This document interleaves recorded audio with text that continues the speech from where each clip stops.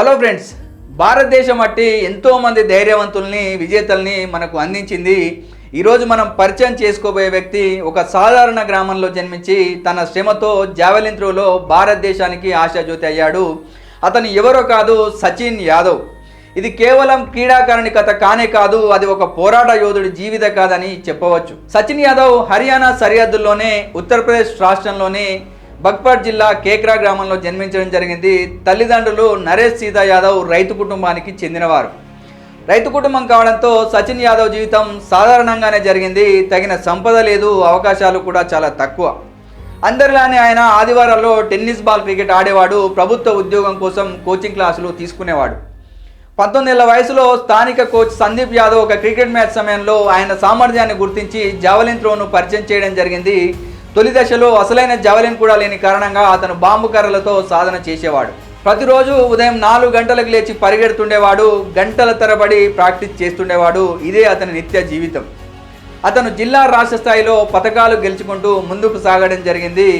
అఖిల భారత యువత జావెలిన్ ఛాంపియన్షిప్లో భాగంగా సచిన్ యాదవ్ మొదటిసారి దేశవ్యాప్తంగా గుర్తింపు పొందడం జరిగింది. యూపీ స్టేట్ కాంపిటీషన్లో 72.6 మీటర్లు విసిరి విజయం సాధించాడు.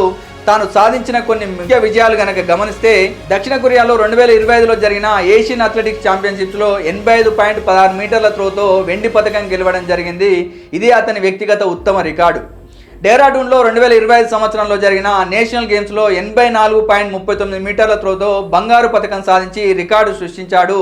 2024లో జరిగిన ఆల్ ఇండియా పోలీస్ అథ్లెటిక్స్ ఛాంపియన్షిప్లో 84.21 మీటర్ల త్రోతో బంగారు పథకం సాధించి 30 ఏళ్ల రికార్డు బ్రేక్ చేశాడు. 2024 నేషనల్ ఓపెన్ అథ్లెటిక్స్ ఛాంపియన్షిప్లో పార్టిసిపేట్ చేసి 79.80 మీటర్ల త్రోతో సిల్వర్ మెడల్ సాధించడం జరిగింది.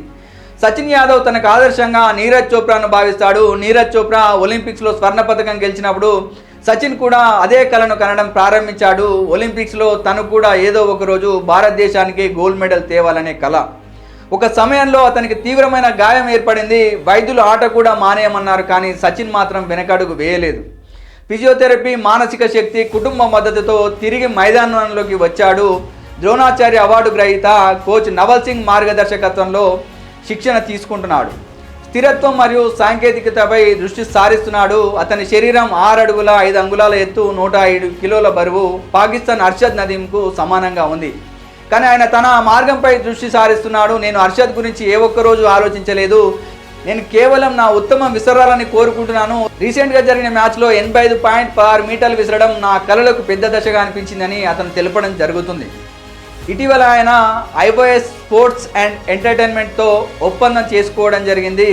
Career management, brand endorsement, media outreach, athletics అభివృద్ధి కోసం మద్దతు పొందడం జరుగుతుంది. 2026 ఆసియా గేమ్స్, 2028 ఒలింపిక్ గేమ్స్ ఇవే ఇప్పుడు నా టార్గెట్ అని అతను చెప్పడం జరుగుతుంది.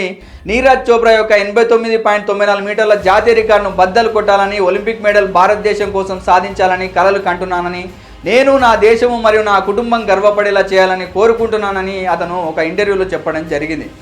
నీరజ్ చోప్రా మాకు చూపించాడు, అది సాధ్యమని. నేను కూడా కష్టపడుతున్నాను. ఈ దేశానికి ఒలింపిక్స్లో గోల్డ్ మెడల్ సాధించడమే తన లక్ష్యంగా పెట్టుకున్నానని అతను తెలపడం జరుగుతుంది. కష్టపడితే ఏదైనా సాధ్యపడుతుంది, మన మీద నమ్మకం ఉంటే విజయం మనదే అని ఇలాంటి వాళ్ళ నుండి ప్రేరణ పొందవచ్చు. సచిన్ యాదవ్ లాంటి ఆటగాళ్ళే మన దేశ భవిష్యత్తు. ఇలాంటి యువకుల కథలు, ప్రేరణనిచ్చే శక్తివంతమైన మరిన్ని విషయాలు మీ ముందుకు తీసుకొచ్చే ప్రయత్నం చేస్తాను. కాబట్టి చూస్తూనే ఉండండి యాదవ్ విజన్ ఛానల్. మా యొక్క ఛానల్ని లైక్ చేయండి, షేర్ చేయండి, సబ్స్క్రైబ్ చేయండి. ధన్యవాదాలు.